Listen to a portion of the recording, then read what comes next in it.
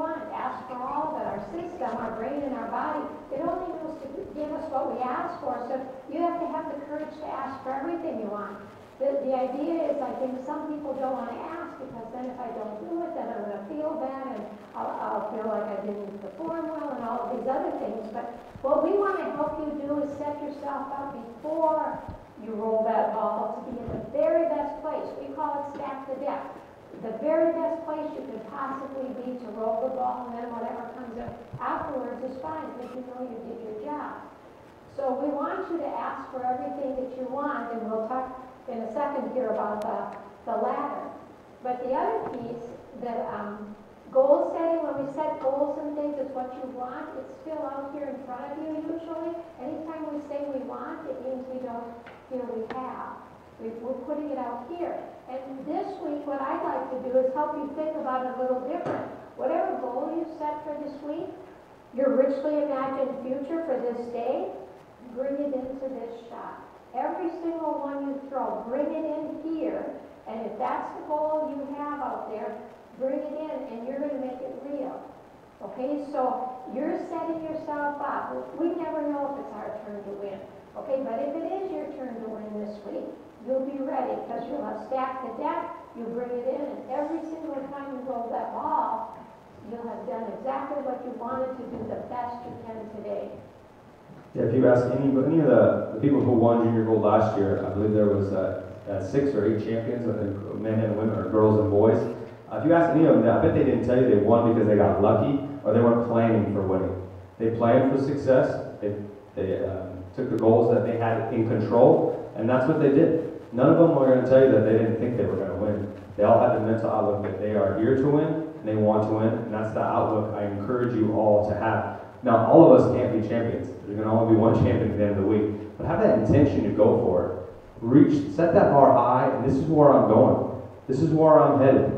And you'll have way better results than if you set the bar here, I'm just trying to make the cut. Now you're worried about the cut number instead of worrying about what's at top. So the ladder that you see over here, what goes at the top of this ladder are more of your outcome goals, we can call them, what you'd like. So when we're doing it with our players, and it doesn't matter if we're talking tour players or if we're talking kids, it's the same. We use the ladder. What goes at the top is always win, because we don't know, it might be your turn this time, okay? So win goes at the top. The other thing that goes at the top might be a score range or something you're going after above X number, okay, for this week. And that's fine. And then we do a top whatever as well. So I'm going to finish top 10, top 50, top 100. What did you do? Top 400? Yeah, my first year. I was looking for top 400. There we go. So you do whatever feels like it's a little bit of a stretch, but I can do that. So once you get that piece right up here, all worked out in your mind, it just tells your system, your brain, and your body what you're going after, okay? And then the next very important piece, which you were talking about a second ago, is that you've got to define the rungs on the ladder that are going to get you there. And it's usually only 1, 2, at the most 3 things. What is the one most important thing for me to do today when I go out there to perform that's going to get me what I want? And that's what you focus on, and that's what you be accountable for. Yeah, I mean, she brings up a great point. Too many times we go out there and we try to have the intention to do too many things. I'm going to have a straight arm swing, I'm going to walk straight, I'm going to throw the ball here, You do one thing right, and you do 3 things wrong, and you tell yourself that you did 3 things wrong. So focus yourself on one thing at a time. That's your rung ahead of you, and focus on, I'm going to accomplish this, I'm going to do this is what I have in control, and you'll see your successes there too many times. I was just at the International Training Center for 2 days, helping 64 kids, some of them I think are in here, and too many times we're working on an arm swing, they're like, yeah, but my swing wasn't straight. I mean, my feet weren't walking straight. Oh, your feet's walking straight? Yeah, but my arm didn't go that way. I mean, they're always looking at what's wrong instead of what they're trying to focus on. What is your intention you're going after, and focus on that one thing at a time. One rung at a time. Okay, so in defining those rungs on the ladder, the other piece is probably our next very important point, and that's focus of attention. Concentration, focus of attention, what you think about. This piece is, in my opinion, the last piece you have control over, that you can do something about that's going to change your performance, okay? What is in there, what I've studied for 35 years is the last second before you deliver the ball. The last second. What's in there the last second is predictive of performance. And then we use all the seconds before that to set ourselves up to be in the place the last second. So it's whatever we want to put in there, and we do have a choice about that in terms of what we're asking for, whether it's an image, whether it's a thought, whether it's a feel. You can put any of those in that last second. When you do that, you're filling your brain with what you want to have in there, and there's no room for negative thinking and self-doubt because you filled it up. And if you fill it up, you're most likely, with something good, you're most likely to get very close to what you asked for. Your system only knows to give it to you the very best it can today. That's what it's doing for us. Yeah, she's talking about the system. I mean, imagine if you were trying to go run a Olympic race. I don't think those people are going over there eating McDonald's and Burger King and a bunch of fast food. They're putting nice things in their body to give them a lot of energy to be focused on what they want. So it's the same kind of things for you. You're putting mental food in your brain. So when you're going out there, you have all the positive thoughts in there. You have nothing negative. You don't have a bunch of junk stuck in your head. You have positive affirmations and positive thoughts when you're going to bowl. You're going to have way more success if you feed your brain with all that positive thoughts. And your last thought before you throw the shot is something positive. You're going to have a much better day and a lot funner. I'm going to guarantee you that. When we ask our athletes, different sports, you know, the last thing that's in their mind just before they move or whatever it is the motion happens to be, we typically get two responses. One of them is target and one is feel. And for many of them, what they're doing is they're just synchronizing those two anyway, their feel with the target. And that's exactly what you can do when you're in the lane. And there's another skill that goes along with focus. The first piece, the basic one, is what you're focusing on, but the second piece is how you focus. And we have found how you focus is equally as or more important than what you focus on. And what I mean by that is the intensity of your focus. Okay, so I like to picture it as a dial. There's a dial here, and just like the light switches or anything else, and you are the people that are in charge of that dial. So you have the option to turn that dial up or down for every single shot. What do you think you'd be turning it, up or down? Up. Always up. You always turn the dial up. And today, you can put whatever you want on that dial. If it's confidence you want, you put that on. If it's clarity you want, you can put that on. If it's feel you want, you put that on. Whatever is going to help you the most this day for this shot is what you put on that dial. And if you image and imagine yourself that you have control over that dial and you're running it, that's a ton of confidence right there. And so whatever picture you'd like to make, it's very important that you turn it up for the shot and you turn it down after. Some people can turn it way down, go talk to their friends, laugh, socialize, and some cannot. They just turn it down a little bit, kind of go sit by themselves, get themselves ready for the next performance, and that's fine. You just got to know what works best for you. So a good analogy is she's talking about turning the dial, turning that attention, that focus up. How many people out there have a cell phone and take pictures? All right, plenty of you. So imagine if you go there and just start snapping pictures left and right, and you go look at the camera, and all those pictures are blurry. Are you going to have very good photos? No. But we all concentrate really hard. We tap that screen. We zoom in. We focus. Make sure we have that perfect picture, right? Then we snap that picture. Imagine that is your bowling shot. You are zooming in. You are focusing. Some of them get to focus more than others because there's other surroundings that are really making that picture blurry. If we really focus in and zoom and we snap that picture is your shot. So make sure you are not fuzzy before you take that shot. Otherwise, it's going to be a crappy picture, a crappy bowling shot. So that's what it's called, turning that dial up. Really focusing, making sure you have the right thing in your frame, and boom, snap that picture, you're ready to go. That's a great analogy, Josh. We could talk distractions just real quick because we're on the topic of focus of attention. We bring people into our lab and we distract them. We do anything we can, from jumping up and down, making noise, anything we can to distract them. What is fascinating every single time is when you have distractions, 50% of your people get better and that's their best performance, and 50% get worse. How do those people get better? It helps them focus. So the distractions that are all around you, the person next to you, the person with you, what's going on around you, it can do either one. It can help you focus. It can help you stay in your own lane and focus on exactly what you want to be doing.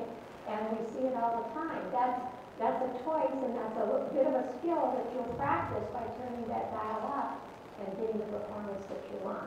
Speaking on the topic of stay on your own lane, how many people out there have heard of that? I can't bowl next to a split because I'm going to split. Alright, that could be one of the craziest things I've ever heard in my entire life. And that's literally because the last thought that's going in your brain is a split. Your last thought that's going in before you step up there is a split. So what do you think you're going to produce? A split. That's no reason a split happens, not because the lane all of a sudden jumped your ball one direction or another and a split magically happens. This game is not magic. Alright? This does not happen. So that's why she's talking about stay on your own lane mentally. Don't worry about what's next to you. It has no influence on your shot. Focus on your lane and what's happening in front of you. And the last thought you want in your head is something positive. You see that strike happen in your head. How can you throw a split if you saw a split? I mean, now you can throw a strike because you saw a strike in your head. It's the last thought you put in your head. Your brain doesn't know if a strike really happened or not. That's what you're telling it. So you just tell your brain, I see a strike, this is what I'm going to do, I'm going to go on my way. Don't worry about the lanes next to you and have that. That's all mental. 100% mental right there. Okay, so how can we maybe help you a little bit with staying in the focus that you'd like to have? Well, I use these cards, and I hear in this one you can't use cell phones, so that's probably a pretty good thing. But you can use cards or whatever you like. But we use Are you talking about paper? Paper And a pen? And a pen. Jesus, you guys don't know what that is, but it is paper and a pen. You can Google it. It's on Google. They do have that. Dollar store, I'm telling you. Just go to the dollar store. Paper and pen. If you write down the things that you get to focus about while you're performing today, that it's not on this little card, you don't get to think about it, you'll be managing all that stuff that goes on. And it sounds silly, but the tour players, the professionals do this. And it's because it's like I'm in the moment and it's not maybe going the way I want, and we panic, you can't think and you can't feel when the anxiety sets in. You have it sitting right in front of you. Oh, not on my list. Okay, here's what's on my list. That'll help you. You'll have your pre-shot routine, post-shot routine in the moment. This will help you drastically between shots, okay? Because you got to stay in the neutral to positive place, just like Josh was saying. Okay. It's a good one. The big C word. This one's always a popular topic in sports psychology, I'm sure, as you know. It's the confidence word. And I remember years back, the first time this big sports psych person was at a seminar and made that statement. Confidence is a choice. And everybody in the room is thinking, what is he saying? Confidence is a choice. But the thing is, in reality, it is a choice. I'm sure all of you know confident people, or somebody walks in the room, whether you know them or not, you just feel that person is confident, okay? But the other side of it is you can choose it. So in your mind, is confidence a thought, or is it a feel? What do you think? We'd love it to be a feel. Wouldn't we love it? And when I get up in the morning and I feel confident, it's great, but if it's not there, you better be thinking it, right? So if you've just had a rough morning or whatever it happens to be, if it's not there because the outside world didn't give it back to you, the ball didn't go exactly the way I wanted to, the score didn't go exactly the way I wanted to, if those things are going on, then you have to put it in there. If your only source of confidence is what that ball is doing and what those pins are doing, you're in trouble. Because who's in charge? But if your confidence is going like this, I bowl good, I'm up here, I don't bowl good, I'm down here. If the ball and the pin are running the story, okay, and your confidence, they're in charge and you're not. Right? So what I want you to do immediately is get off the roller coaster and get back in charge. Okay? You choose to be confident. You can pull that up. All you have to do is go back to times when you performed unbelievably well. They're in there. And in actuality, we'll talk about it in just a second. Yeah, confidence is something that every champion has, and some people can call it cockiness, and there's a fine line between cockiness and confidence. I'm not going to lie, but confident people they have success. Companies that think they're confident, they know the direction they're heading, they know this is where we're going, they're going to be successful companies. So confidence is something you really want. I've been on tour for 7 years now. I don't know how many times I've seen a player 40, 50 pins out of the cut, and they're like, they're done. And they throw 279, they throw 300.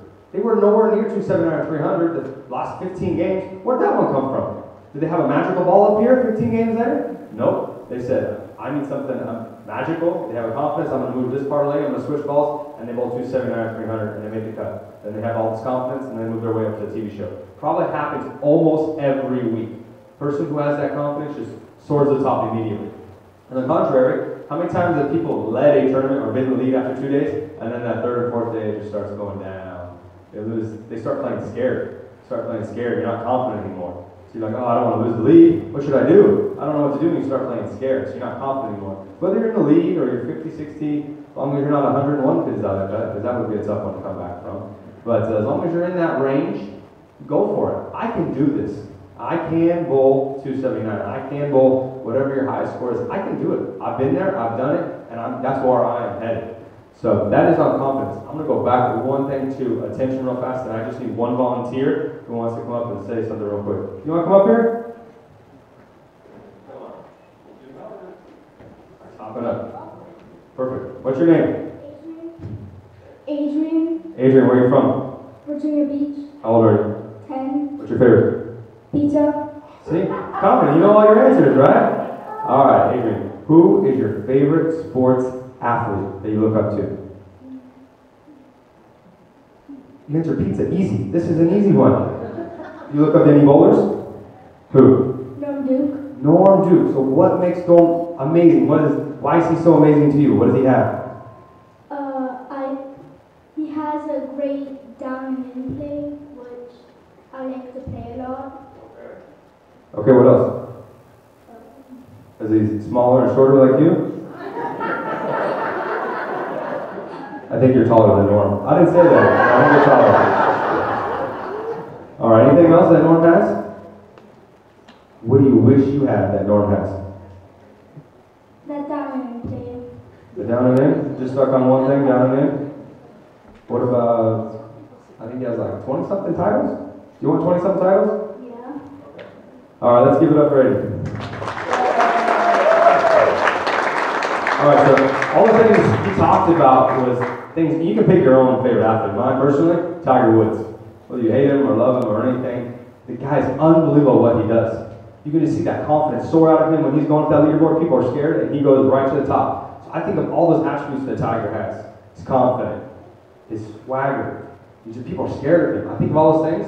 That's what I put on my note card and I write down. And now when I come back and I'm struggling, I look at all those positive thoughts and I can read them. I need to be confident. I need to have that swagger. I need to have those things. You put those thoughts in your head, like your favorite champion, whoever it may be that you look up to, you're going to start seeing more success. Your attention's going to start going that way. You're going to have way more success. So whoever your favorite athlete is, male, woman, doesn't basketball, baseball, golf, bowling, no idea. Write down what they do the best and what you like about them, and you start trying to do those this week, and you'll see an immense amount of upward swing. You'll just see more confidence in yourself because you want to be like a champion. That's right. I love the word he's using also is be, and you can be that person. You can pretend and be that person, and it will change how you bowl. Thought precedes motion. Who you be before you step up to that foul line once again is going to dictate which of these motions comes out. So it is very important to do that. I want to give you a couple of little concepts that we use. One we use with the ASU team, and that's called shot of the day.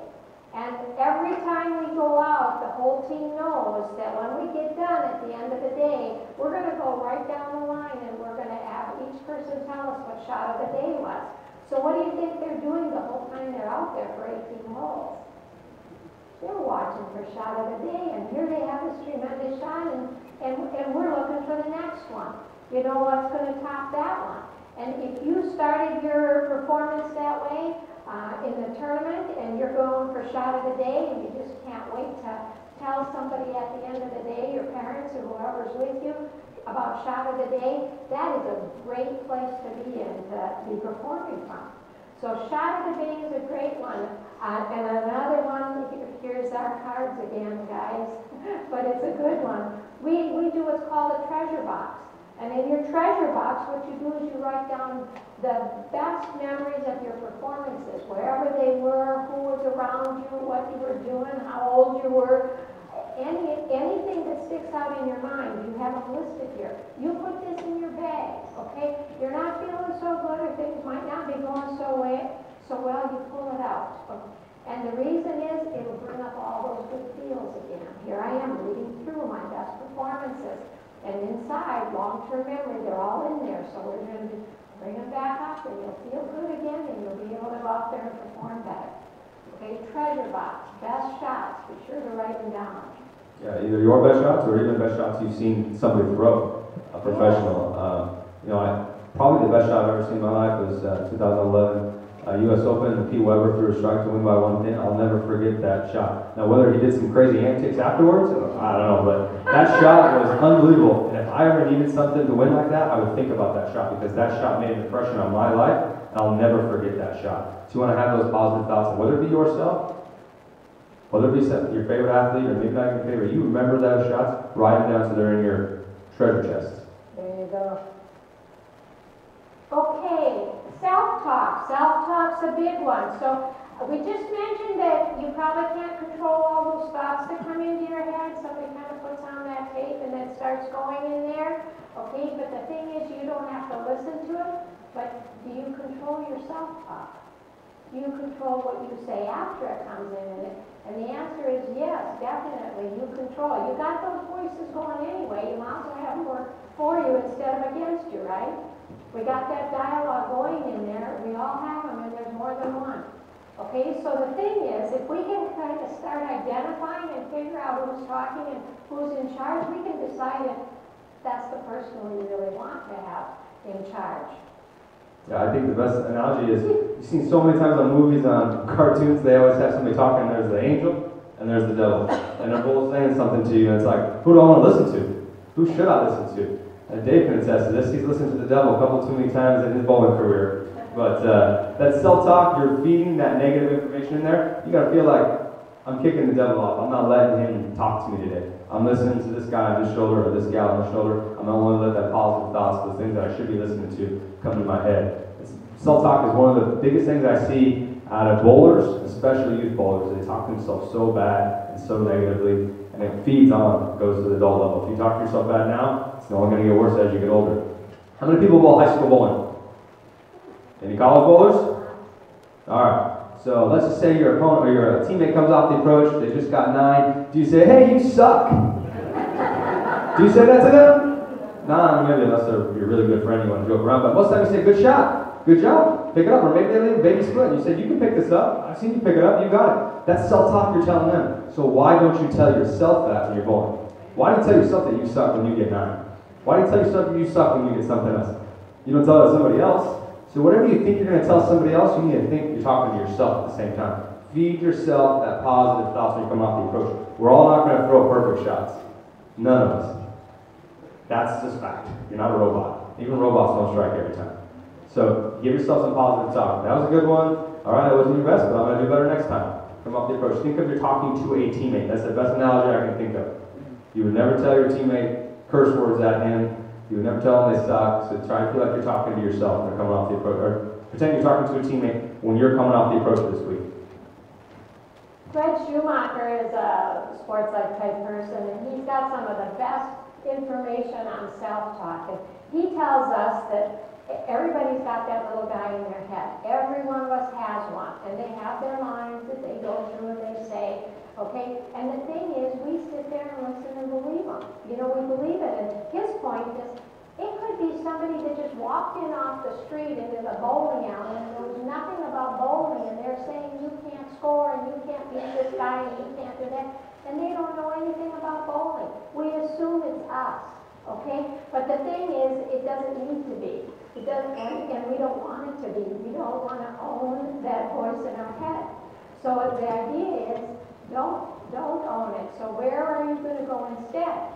Well, what we do is we list these people out. We're back to our cards again, sorry kids. But paper again? Paper again. Goodness. Yeah. You guys might invest in that. You can't use phones this week. Okay, so here's how we do it with the athletes. On the left side of our piece of paper, you write down all those tapes that you hear come in there that aren't working for you, that you stop tape, or what will they think of me tape, oh no, look at the score tape, it's I don't belong here tape. All those things that come in there, you want to write them down, label them, so that when you hear them, immediately you're going to go to that right over there where it says stop. I don't care if you see a stop sign, a stop light, you hear the word stop, immediately it's stop.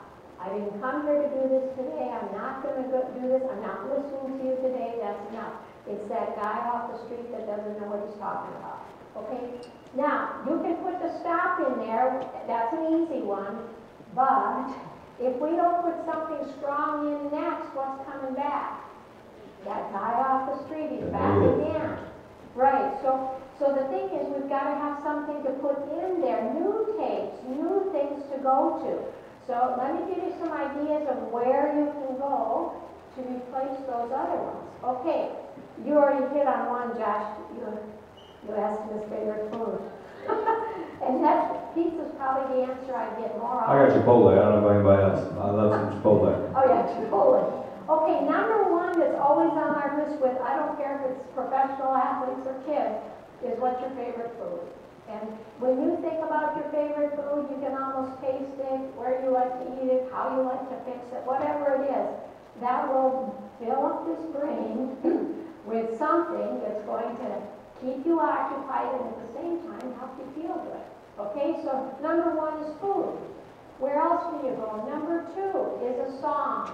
Music is magic. How many of you have had a song stuck in your head the whole time you bowl? And you bowl out of your mind, probably. Okay, we get that all the time from the athletes. Sometimes it's the last thing that was in the car before you got out. It's not even your favorite song, but it's stuck. It's doing wonders for your performance. So music is magic. Number three, favorite movie. Okay, anything that's funny, keeps you light, in a good place, favorite movies. Those work wonders. All the kids today know all the lines of the movies. Okay, use those. Number four would be favorite place to go.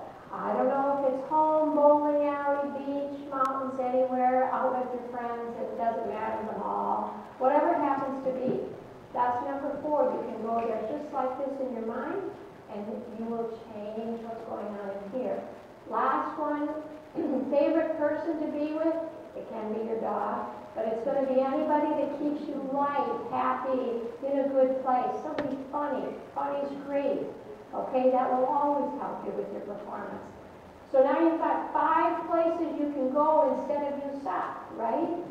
And it will change your performance. I've had athletes that the only thing they change, they go, our kids leave campus at Christmas, go home and come back. I've seen them change their self-talk when they go home and come back and shoot unbelievable scores. It makes a big difference. So this is one you have control over.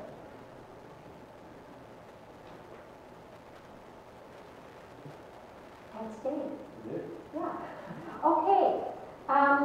We might challenge the bowling world just a little bit here. It's the same in any of the sports that we talk about this, but I learned this in the lab many years ago as we were collecting data, and I look at the brain and what's going on, and what we know about what's going on in the brain is people perform their best when they're in create mode on the right side, imaginative, intuitive, creative, that side in the last second before they move, compared to the left side, which is logical, analytical. It's our verbal side is on the left side. And if you're there, it's usually when you don't perform as well. So what we want to do, what's in the information you see probably all the time, is repeat and execute. We want to repeat and execute this motion. And yes, we want the mechanics to be solid and being run automatically, Okay, execute is not one of my favorite lines, okay, because it feels to me like we're cutting this part off and we actually need this part in our performance, so we don't want to do that either. Repeating and executing to me feels like it lowers the intensity and once again puts us left-sided. You got to be right-sided. So right-sided is imagining what you want to have. Okay, it can be feel. Feel, if you're in feel mode, that's the right side of the brain. That's fine. Targets, they're all on the right side of the brain. Any of those things are going to help you perform better if you can be in that place when you're performing. Now, learning is a different matter, but you're performing this week, so it would be very helpful for you to do that. Yeah, exactly. Create your shots. Don't try to be a robot. Don't try to be perfect, but each shot is something different. It's a clean slate. It's a clean painting. Imagine every shot was this clean painting on the right, and you got to draw whatever you wanted. Your previous shot is not on there. Your next shot is not on there. You can make a clean, whatever painting you want. If it's ugly, guess what? Next frame, you get a clean slate again. The one behind you, if it was ugly, you don't worry about that one because you get a clean slate again. Think of every frame as an open canvas, an empty canvas to draw what you want, to think what you want, and draw the picture, whatever picture you want. You think of it as a clean slate. Every time, create your shots. Don't try to be so perfect to be a robot, because you're going to use too much. If you're talking science, you're going to use too much of your left brain, not your right brain. Your right brain is what you want. You want to just create the shot, not try to be so perfect physically. So we have a program we call Better Your Best, and our goal in the program is how to get people beyond where they are now. It doesn't matter what skill level you're at. We just want to take you beyond that skill level. So if I'm repeating and executing in my interpretation, you're probably going to stay about where you are. You might get real consistent there, but you're not going to go beyond. The only thing that can help you go up a level or two is to start creating things that you didn't know you even could do, but you can do. So it's very valuable to think in these terms instead. Come on. One more. Maybe. Oh, he's probably good. You got it. Can you hit that one for me? Sorry.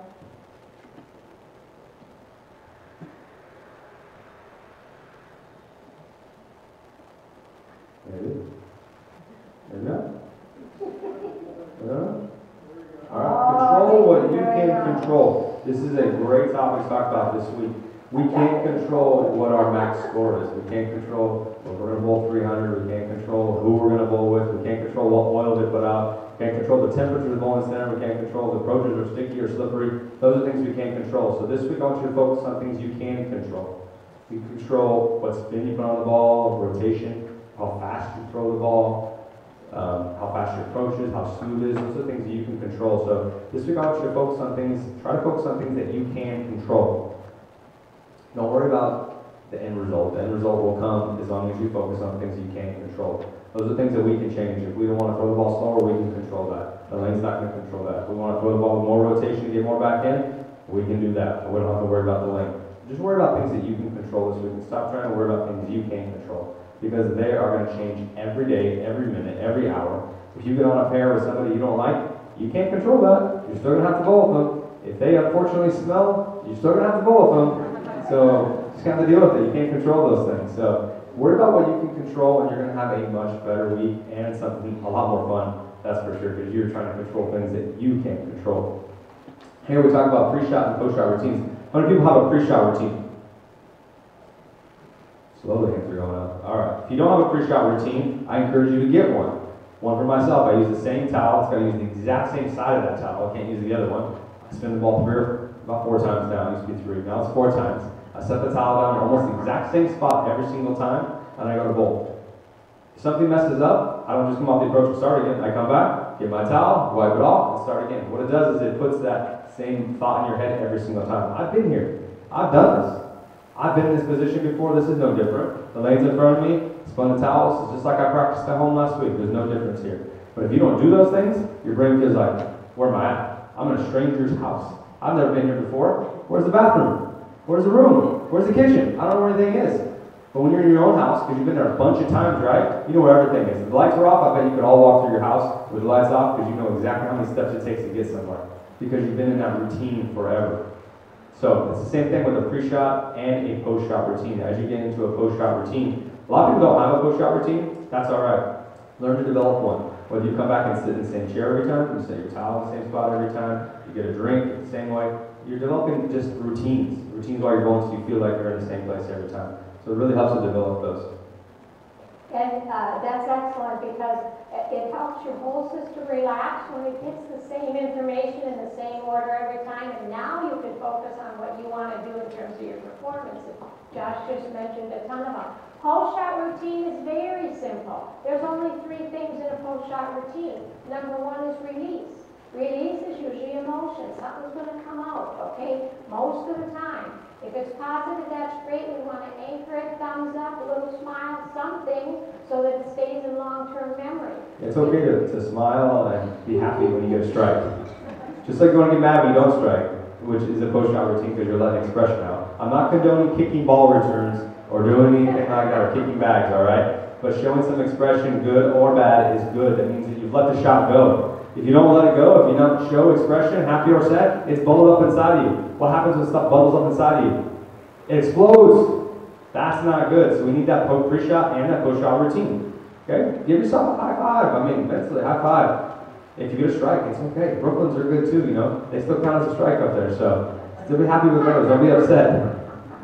That's right. The second thing you'll get is information. It comes from your muscles. They're already telling you what went on, and they're already ready for the next time you bowl. They're going to make it better. Whatever you just did, they're going to make it better. So the information actually came. You don't have to go over it in the dissertation 5,000 times more. By the time Josh sits in his chair again afterwards, that's it. Number 3 on the post-shot routine is you are done. That's all there is. Okay? Then you go to your music and your songs and your movies and wherever else you're going to go to keep yourself in a neutral, positive place. You'll be all set for the next time you walk up there.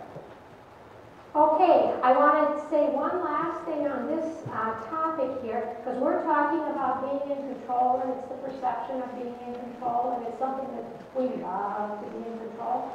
Okay, but there could be a day when you're out there and things aren't so good, didn't wake up feeling so good, got paired with so-and-so again today, don't feel comfortable on this side of the bowling alley, whatever it happens to be. Okay, all these things are off. Could you still be in charge? Who would you be in charge of? Yourself. That's exactly right. You are always in charge of yourself. Always stay in charge, no matter what's going on. And it could be you're bowling lights out. You're bowling the best game you've ever bowled before. The point still there is you are in charge, and you hang on to that. Don't go up and down on that roller coaster with what's going on with your score and your ball and the pins and everything else. I'm in charge. As long as you have the perception of being in charge, you can bowl, you can perform. Okay? So that's a very important concept that goes along with control. Okay. One shot does not affect another. We talked about this earlier on a clean slate. Yeah. If you split on one shot, don't let it affect your next shot. Let the shot go. Don't let it affect the next one. Too many times people split, and they say, I'm going to split again, I'm going to split again, they let too many times they affect each other. So let that shot go, it's in the past. If you miss a spare, let it go. There's an acronym there if you want to talk about it. Yeah. So we stole this one kind of from archery, but it's a really good one. It's called Let It Go, Move On, and it's Lismo. Lismo is one of the best things you can do. There's only forward focus. There's only what's in front of you. You already learned, your system already learned from what just happened. So you don't need to go over it thousands of times more. It's only what's next, what's in front of you. And if you have everything outlined in there in terms of you ask for what you want and you keep going after it, you're going to perform better and you're going to come out better at the end. So hang on to Lismo. Our last slide, this one is really fun. So it says, how focused are you? So there's numbers 00 to 99 on the sheet. So go through and try to find 00, then try to find 01, 02, and so on. Real quick.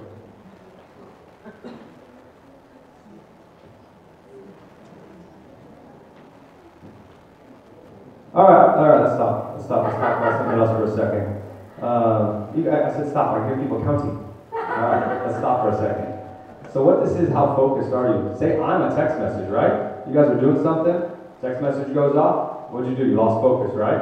If I asked you what number you need to start back on again, most of you probably couldn't tell you what number you start on. Depends how fast that text message was. So what this does is encourage all of you children out there, when you practice, stay focused, and how you stay focused is getting rid of your cell phone, to be honest. How many times you practice and people text you or Snapchat you or whatever social media you in the middle of your practice session? You lose focus. Sometimes you don't remember where you stood. You don't remember what you were working on. You don't remember what ball you were throwing. You lose focus. So I encourage all of you to put that cell phone away. Do you know that we all actually survived, your parents survived without cell phones for more than like 30 minutes back in the day? It's amazing, I know. It is incredible. It is, they won't believe you, so don't tell them, but it is survived. So as you practice, the only way you can stay focused, like on this game, is by not having distractions. How do you not have distractions? Get rid of them. Don't let people talk to you if you really want to stay focused. Don't let cell phones distract you, because cell phones are the #1 distraction in this generation. They get distracted in school, at home, they can't pay attention because you guys let your cell phones control your lives. So I encourage you, you can't use them in junior goals, so I don't have to say anything there. But as you get home and you start practicing, the only way you're going to focus on something and get better is by getting rid of your distractions, and your #1 distractions is your cell phone. Somebody brought up a good point last session. Don't put your cell phone in your bowling bag, because I guess a kid did that and set his bowling ball on his phone and broke it. So I guess you put your phone, put it in your shoes, or put it in a pocket. All these great bowling bags have pockets everywhere. So I just got to touch on that. So that's about all we have for today. I thank you very much. Are there any questions before we end? Right there. Can you maybe explain the importance of visualization in like a pre-shot routine? Yeah, your pre-shot routine is really just a physical thing, but then once you get done with your pre-shot, you're visualizing what you want to do. You're putting, we go back to the attention and intention. What do you want to do? You're visualizing a great shot. You want to do what you want to do. Forgot to bring this up. How many times you guys bowl and you throw a shot and you do one of these, and then you're walking off the approach, you're like, God, just chicken winged it. Why do I do that? And you keep doing that. How many people do that? All right, do you know what you're doing to your brain? You're telling exactly. You're telling it to chicken wing it next time. So if you guys go to chicken wing it one time, as you're coming back off the approach, don't show the fans what you did. Tell your brain what you want to do next time. Keep my elbow in. Or even people that stick and they go, keep sticking. What do you think you're going to do next time? In your brain, you're going to think it's sticky. It's probably not sticky, but your brain thinks it's sticky, so you're going to lean forward and you're going to stick again. So it's the last thought you guys put in your head. So if you make mistakes this week, don't reiterate to your brain to keep doing them. Tell them what you want to do. Train your brain to tell what you want this week. Any other questions? Can I intervene? Yeah, go ahead. Let me go back to your question is very good. Visualization, and I say this, it's important. Visualization is what you see. Imagery incorporates all the senses. Okay, so I have some players, I've had tour players who don't see anything. They're not visual. They're all feel, and everything in sport gets translated to feel anyway. You want to use all your sensory systems the best you possibly can, because it just programs the next motion. That's what it's doing. It's helping to create exactly what you want to have happen, and it starts way before you even know it. I would guess all of you know the smell of the lane the bowling alley that you practice in. Smells like popcorn. The popcorn and all the things that go with it.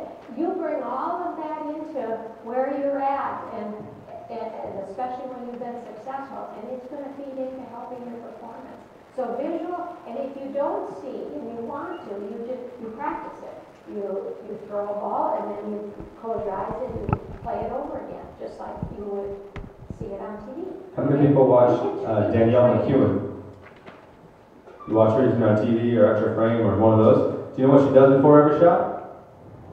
Exactly. You guys think she trained your brain now. She does exactly what she wants to do. She does it 3 times exactly, and she goes and gets her ball. Doesn't matter if it was a good shot or bad shot, she does that every single time. Something I noticed that's unbelievable, and there's a reason she's top 3 in the world right now. Is she's training her brain. I'm not telling you to go do that every single time, but that's what she does. She's training her brain. Her brain doesn't know if she'll let go of a ball or not. She's training her brain. This is what I want. This is what I'm going to go do. So I encourage you guys all to do that this week. I hope you guys have a lot of fun, and make sure and thank your parents for bringing you, because this is a big event, a long week, an expensive week, and you wouldn't be here for them. So let's give the parents a round of applause real quick.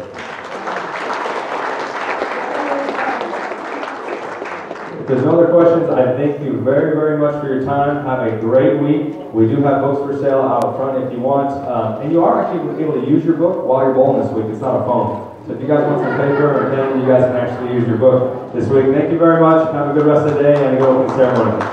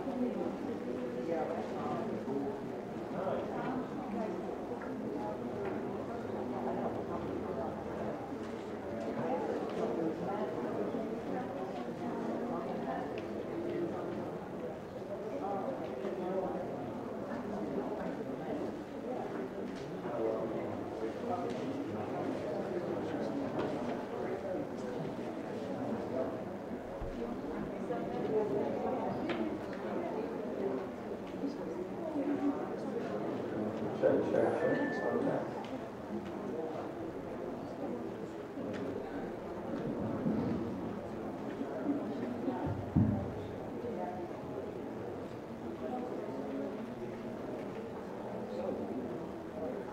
Well, good afternoon, everybody. We still have a few minutes before we get started, but I want to take care of a little bit of house cleaning here. First of all, how many of you are here from the Dallas-Fort Worth area? 1, 2, 3. Jason, no, put your hand down. Okay, where are you from Dallas up here? Where? Fake. Oh, okay, all right, good. And then one in the back? Fort Worth. Fort Worth. Outstanding. Well, welcome home. The rest of you, welcome to the great state of Texas. Who's here from more than 1,000 miles away? Woo, whoa, okay, 1,500 miles. Where are y'all from, back there in the back? Montana. Somebody from New Jersey. Wow. Any international folks here? California, that's not international. I think they want to be, but not yet. Not yet. Okay, my name is Richard Stewart. I am the Director of Education and Training for the United States Bowling Congress. It's a pleasure for me to be here, and I welcome you. It's going to be a great week. We've got a lot of things going on. One thing I'd love for you to do is to take your cell phone out and look at to see if it's on ring or vibrate and make the appropriate adjustment. You know which that is, correct? Don't have to explain. Okay. All right. Well, you're in for a real treat. I hope you bought something that some of the younger ones may not be familiar with, which is paper and pencil. You're going to want to take some notes, I believe, and listen carefully. You have a lot of content, and from someone who's amazingly experienced. So we have with us Mr. Del Warren today. He's Vice President at the Kegel Training Center in Lake Wells, Florida. His passion for the sport of bowling has sculpted his career as a former Tour PGA champion and present-day world-renowned coach. As a competitor, Del believed in the importance of practice and always striving to better his game. This philosophy is carried into his coaching career, and he hopes to instill these values in his students. Del, a Team USA coach, is a USBC Gold Level certified coach and is director of bowling at Weber International University, where under his guidance, Weber International University Collegiate Program has won 8 national championships. In today's ever-changing sport, the ability to play different parts of the lane, use different hand positions, and possessing knowledge of equipment and lane breakdown can make the difference between a good competitor and a great competitor. Del strives to educate all his students in the sport of bowling and provide them with the tools needed to become great competitors. Please put your hands together for Mr. Del Warren.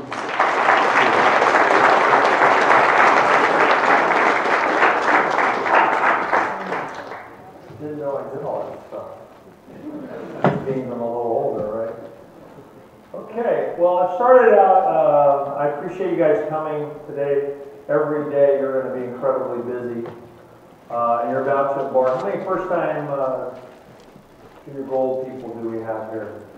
Most of the room, just like this is the third squad. So,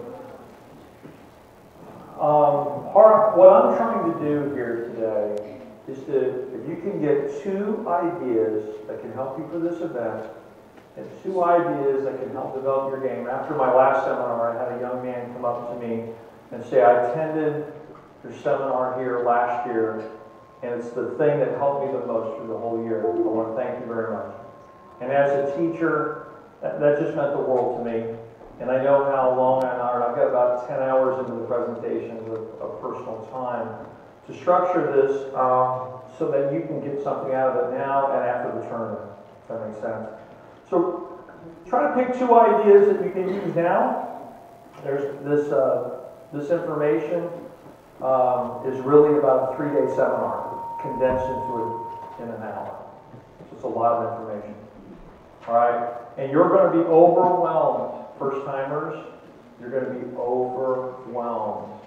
Not just because it's the competition, but everything. When you got to move 10 lanes, there's bowling balls everywhere, and there's parents yelling and screaming, and coaches talking, and you're going to be uncomfortable, and it's going to be jammed up, and you're going to try to park, and you're going to try to find a place to eat, and you're waiting an hour to eat, and your next bowling center is an hour and a half from where you're going to bowl. It's just part of the deal. This is the toughest tournament I've ever been a part of, and I've bowled all over the world and coached all over the world. This is the toughest competition in the world, and the toughest team in the world to make your national team, Team USA. We have the most bowlers on the planet and the most talent in terms of numbers. This is really hard. So I think you have to get your expectations in order if you're a first-time bowler, because you're having to learn how to deal with all this other stuff, and believe me, it's a factor.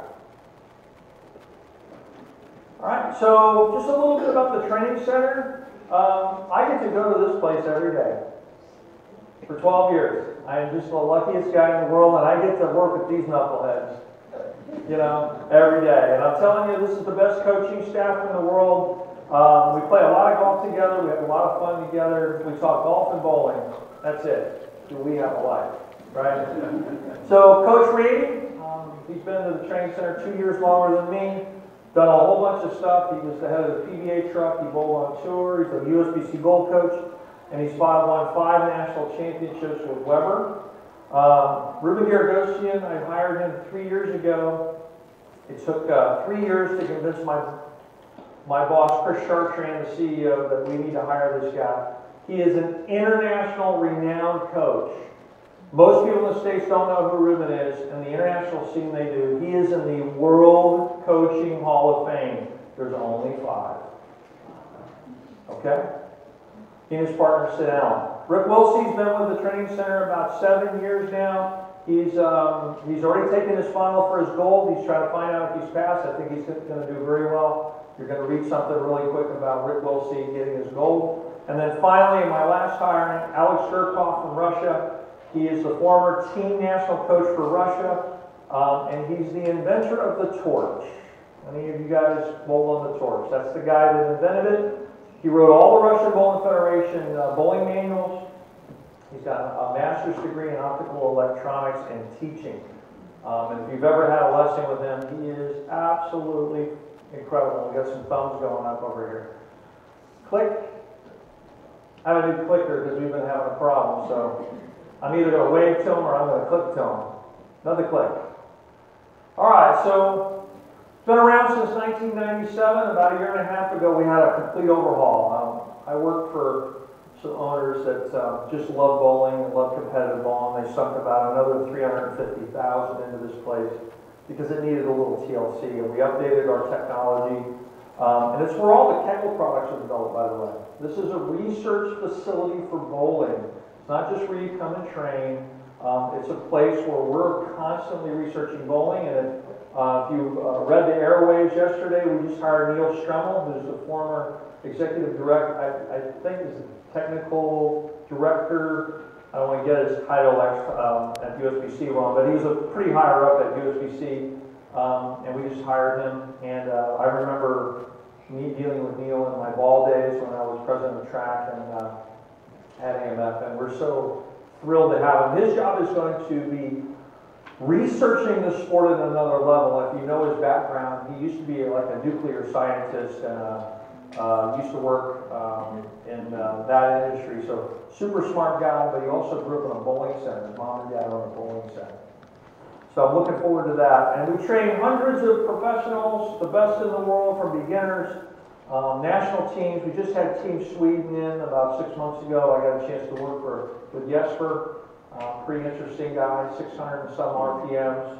And that whole national team, when you see somebody throw it that hard and with that many RPMs, my little puff snuffler guy, in our era, it's kind of hard to relate, but we get to work with a lot of the best in the world. a lot of Team USA players, but we also, believe it or not, 2/3 of my lessons are with just people that want to get better. And we get them from all over the world.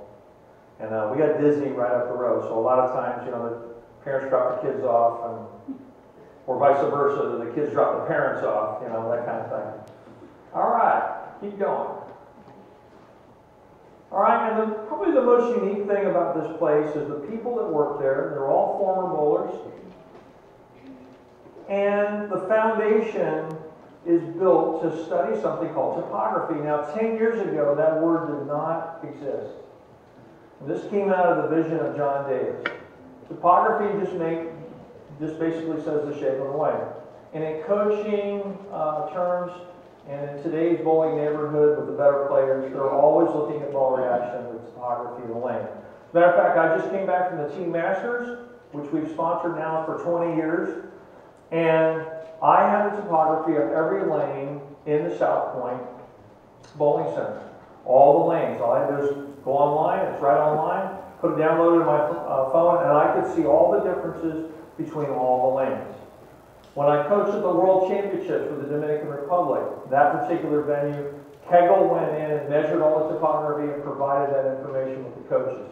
So it would be just like on the PGA Tour when they're looking at their book and they see the graph of the gravity of all the greens and see in which direction the putts go from different angles. It's the same thing. All of that was provided because of the research that we've done at the Kegel Training Center over the last 15 years. And we have these adjustable lanes built by these MacGyver guys. You guys know who MacGyver is? I think you have to be like over, 40 to know who MacGyver was, All right, cool. So, he took like a pencil and made a jet engine out of it. That guy? All right. So, keep going. This was all built out of the mind of John Davis by some pretty brilliant people. All right. And then some of our technology, we talked about the torch that was launched about 1.5 years ago. That's the alignment device. We now have an upgrade to the torch where you can tilt the bar, and you've got a sensor underneath it. So if you set that up at a board at, let's say, 40 feet, you hit the sensor, the light turns a different color. And then also Specto, which you're going to be hearing so much more about as we've unveiled this. Many centers have already bought it, many more will buy it. And we're making a deal right now to a lot of the TV shows around the world are going to be featuring Specto. So you're going to be getting live data. We're putting in a scoring integration. So for example, let's say I can't go to Team USA trials. And let's say maybe I want to track Mabel Cummins, and who's on Team USA and one of our students. And let's say I want to see what she's doing, what part of the lane she's playing, what kind of ball reaction, and I'm at home because my wife won't let me go. Guys, you can relate to that, right? But I want to track Mabel, and I got it right on my cell phone. I can see her score. I can see all 38 categories. I can see her data. I can read her ball reaction as if I was there. How's that? And you can download the app for free. There you go. And it goes on your tablet or your phone. How cool is that? Next. And then this sheet right here is basically your report card. All right? And I can design this report card here at the bottom to customize and get any of the 38 categories that we measure that dictates performance any way I want. And basically what you want to do is you want to get all the green here in the bottom, the pro level, and we know what the levels of the best players in the world are. And about less than 1% of the bowlers that train at Kegel from all over the world can actually, get all their levels in the bottom. It doesn't happen very often. Next. A lot of categories to measure. Next. And then probably the thing that I've been very blessed. I've done some really cool things when it comes to bowling, which is my passion. Way more than I would have thought when I was 18 years old, but my best passion, the thing that drives me is coaching a college team. That's the most fun. When you go to your boss and he does the review, and this was Shark Train's review about 3 or 4 years ago, he said, I just got one question for you. Are you the director of bowling for Weber International or the vice president of the Kegel Training Center? What do you think he's saying? You might be spending a little bit too much time with the team. Okay? That's Chris Chartrand, ironically, a former college player from Florida State. You know, that I've known since he was 14 years old. He just happens to be my boss now. So, these guys have really changed the culture of the training center. And for 10 years, we've won 8 national championships in 10 years. We've had many All-Americans, some of the most famous players, like Verity Crawley and Daria and Marcelo Schwartz and Ramon Hilfring, people that are winning titles all over the world right now. We actually now have 5 former players that are all college or high school coaches.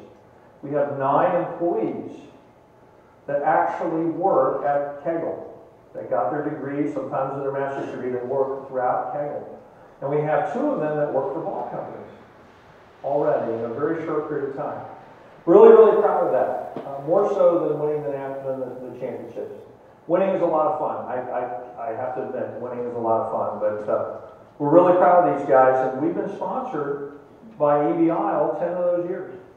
And I can tell you that because of my background and being the president of track and being with AMF, I could have picked any company and they would have sponsored. The reason at that time that I chose EBI, is because of their involvement with coaching. That's the main reason, because of their dedication to the pro shop industry and coaching. And they're really very involved in that, because that's a very important aspect of bowler development today and where the sport is going. And it's been a great relationship. Next. Next. Okay. So some pretty simple points here, but pretty powerful. Okay, you get this practice session coming in. What are you going to do with it? Well, you're going to bowl on 3 pairs. You're going to bowl on the ends and the middle, right in front of the desk. Why? Because those are the biggest difference in the bowling centers are the ends and the middle. Not only that, but you don't have much time. Okay? You're going to go in front of the desk or in the middle, because that's where they put all the play, and that's where the lanes are beat up the most, because they get used the most. And then you're going to use the ends. How many of you have been in a bowling center where the temperature is at least 10 degrees less on the end? Of course. Or even hotter. Or the high end is really cold, the middle of the house is hot, and the low end is kind of medium, right? So they're going to play different. You want to familiarize yourself with those, and you only get a short period of time, so you can't bowl on every pair. Not only that, I got news for you. They're going to be different every day. Dial your shoes in, check the corners. I promise you, the approaches here in all the centers are not going to play like they do at home. If you come to the Kegel Training Center, our approaches get buffed every single day. There's no Coke, there's no soda allowed, there's no food allowed down in the lane. And so if you use a red heel and a red sole in our building, you're going to the arrows. I promise. It will be the ice capades. So if you have shoes that you have interchangeable soles, spend a great deal of time dialing your shoes. And then make notes on unusual lanes. Listen. You know how much you can learn if you're just down what we call the coffee talk area, which is down on the settee, and you listen to what people are saying as you're changing pairs? Man, I'll go to 3 and 4. I've all never hooked. And then we bowl on 27 and 8. My ball hooked at my toes. Yeah, I know. Man, I use a different ball. And then start making notations. Because this whole game today, folks, is about matching up. It's about having margin of error. We're going to talk about that. That's one of the main themes today. It's not who is the most accurate. Okay? And especially for those of you that raised your hand, which was over half the room, you got to get comfortable. Right? You got to get comfortable. And if you get comfortable, you'll have your best performance. That's the bottom line. Okay? Have your hour-long pads ready. Get all your surfaces in neutral so that you can adjust them really easy. Please adjust them back away from the settee area and make sure you wipe your bowling ball off. No easy slide. That is completely dangerous. And if don't have heels and soles on your heels and you can't slide, as much money, parents, as you're spending, go get a pair of shoes that they can adjust to the approaches. Do not put easy slide on the bottom of your shoes. it is very, very dangerous because you're leaving a residue for the next guy. And I can tell you I've seen broken legs, broken collarbones, separated shoulders because people go down on the approach. Okay? And then, number 6, probably not the most popular in the room, shoot common spares. What are common spares? Anything on the Brooklyn side, 3/6-10s, the corners, and buckets. Okay? If you do a good job with spare shooting and keeping the ball around the pocket, you can make the first 2 cuts at junior gold pretty easy. But what you're going to fight is the fry factor. And if you get emotionally involved in your performance, that is not going to lend to you having your best performance. Does that make sense? And parents, your kids know more, your parents know more than you think they do because they watch you ball all the time. So don't shut them out until it's too late. I know, my wife's a really good bowler, and she shuts me out until she gets 250 the last 2 games to make the cut. And he's laughing because he knows it's true. Right, Mike? Okay? So I get it. Next. So where should you play? I'm going to give you a really quick system on how to figure out the lanes. Next. We came up with this plan. I came up with this plan in about a minute and a half when USBC says when you go to college bowling, in postseason, we're not going to tell you anything. And it could be anything, and you only get to break 5 balls. Okay, how do I figure out where to play? First thing you do, take your shiniest bowling ball, throw it really slow at the middle of the lane. Really slow, like 12 miles an hour. And then you're going to see where that ball clearly comes off the back of the pattern. That will give you pattern length. Pattern length will generally give you a location on what part of the lane you play. Then when the ball comes through the ball return, look at the bowling ball. If you see a tremendous amount of oil on the ball, especially where the bow ties are, and there are 2 of them, and the bow ties are puddling, guess what? It means there's usually going to be somewhere between 25 and 30 mils of oil on the lane, which is a lot of oil. So now you check length and volume. Then you're going to throw the ball, if you're right-handed, up the 10-pin side, up the 3-board. Now I don't mean swing the 3-board. I mean you're going to slide around 9 or 10 with your left foot, if you're right-handed, and you're going to throw it and lay the ball down between the channel and the first arrow. And you're going to throw it at the 10-pin. Okay, I'm looking for friction. And if the topography says that the first 3 boards are kind of bent this way, and I got friction, we're good. Because if I can play the gutter, especially on a medium pattern, man, we can shoot some scores. And then throw another one up kind of towards the 6-pin. And what I'm looking for is hold. Because I might be able to play out, but I need to go kind of a little bit right to left. Because you have to have, when we say margin of error, folks, what we're really talking about is we need to be able to miss a little to the inside or a little to the outside of our intended target in order for us to score. Walter Ray never won a tournament hitting 1 board. That's BS. Okay? Nobody ever won a tournament hitting 1 board. No way. Now, is Walter accurate? Sure, they all are. All those guys on tour are accurate. Okay? But it's not about that. It's about matching up and having a margin of error. Would you rather play basketball on a standardized hoop or a shorter hoop, about 8 foot tall, with a basket about that big? That's what my bowlers want. I want my bowlers to bowl on that. Okay? And everybody here has bowled when it felt like you had to hit a mosquito at 45 feet. And everybody here has bowled when you have a little bit of margin of error. When do you bowl better? Right. When you execute better. When is it more fun? When are you more confident? So your job for the kids, and I can't say it's a jigsaw puzzle, because they don't know what that is. You have to pretend like this is a video game. And you're trying to figure out the combination of angle and roll and ball and surface that will give you a little bit of margin for error. Because if you have that, you'll have your best performance and you'll be more confident. If you miss a little right and it goes to the right, and miss a little left and it goes to the left, you're in the wrong part of the lane with the wrong ball. Get out of that zone. Don't wait to shoot 155. Get out of there. And get to the part of the lane where you can miss a little bit and still get close. This is a game of horseshoes. Okay? And when you try to knock them down on the first ball, and if you don't knock them down on the first ball, you knock them down on the second ball. And if you can dummy it down to that, I promise you'll have a better experience and you'll perform much better. Okay? So if the gutter doesn't play, if you get wiggle in the gutter, go back to your formula, and let's say it's a 40-foot pattern.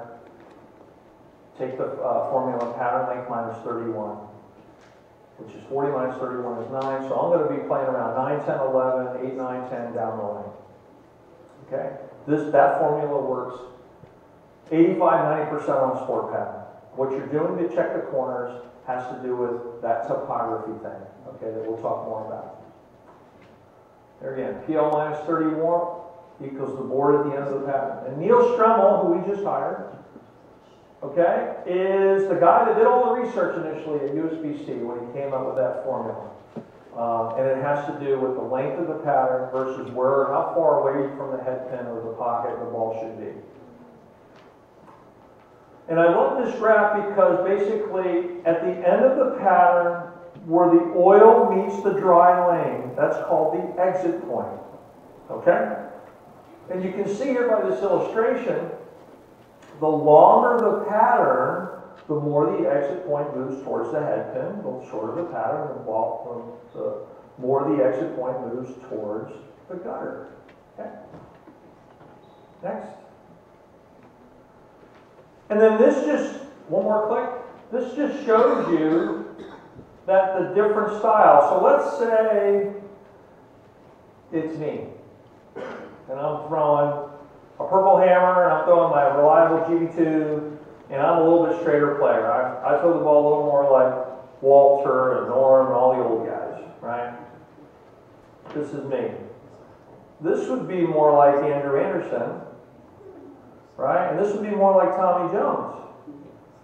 So all the different styles are going to have different launch angles, but we're going to throw it kind of the same 3 boards down the lane. We're going to use different balls and different surfaces to match our style, but we're really going to throw it to the same 3 boards down the lane. Everybody see that? That's called your launch angle, and your style, your shift is different based on your launch angle. Next. So here are your short patterns. Keep on clicking, buddy. There you go. So short is defined as 36 feet or less. All of these parameters were designed by Kegel back in the day when John was alive. And we didn't have lane technology. And all the research that he did worldwide on the game, which is a standard today. 36 feet or less, usually the optimum break point is out to the right. Usually the load structure, meaning where the definition between the oil and the dry is closer to the gutter, that is connected with the length of the pattern. Most modern oil patterns. Okay, as you can see here, the lighter color is towards the edge of the gutter. Okay, next. So on your medium patterns, this is where usually qualifying gets tricky at junior gold to me, because the medium pattern services the widest range of styles. And it allows you to use a much wider range of bowling ball surfaces. So now you've got people playing all over the place. And really, you can throw it, you can see the oil in the dryer. You can throw it at really any spot down here, probably somewhere between 2 boards inside this oil line, all the way out here. So people have options. They can throw, they can throw a choice with a lot of surface and a big pin-up ball, and they can move in a little bit. You can throw urethane up the outside. That would probably work. You can even take a weak ball like a Turbo R and shim it. Keep it in front of you. Or GB2 and go in between. So at junior gold, a lot of times early in the tournament, the medium pattern is the toughest because people are playing all over the place. Next. And then the long patterns, again, this isn't 10 years ago. So people know today to play outside on the short and inside on the long. You don't see a lot of people swinging 10 on 33 feet. And you don't see a lot of people pointing 8 on 45 feet.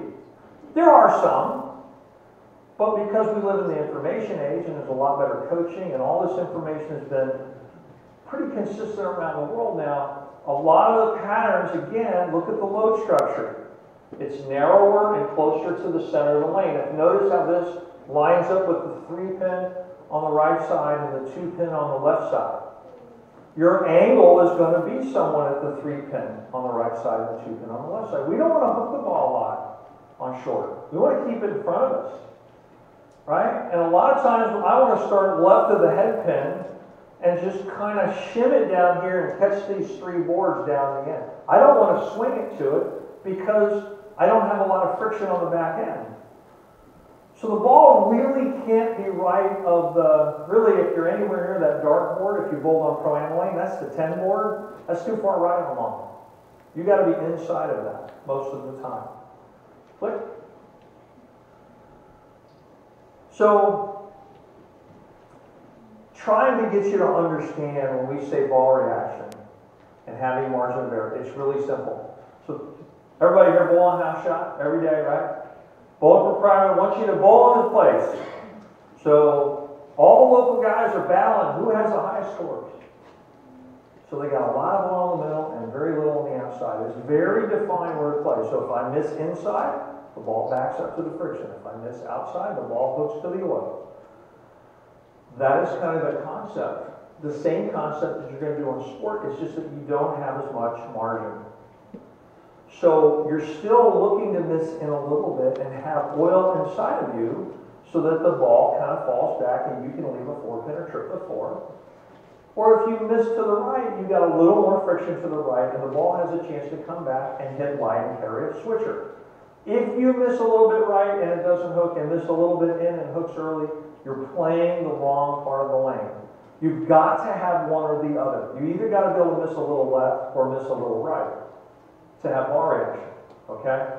Now, if you happen to get both, you're going to have a heck of a block. Does that make sense? Very few tournaments I ever bowled in my whole life, I had both every single day. Those are the ones where I made TV and I won. Doesn't happen a lot for anybody. That's what you're trying to do. Next. Next.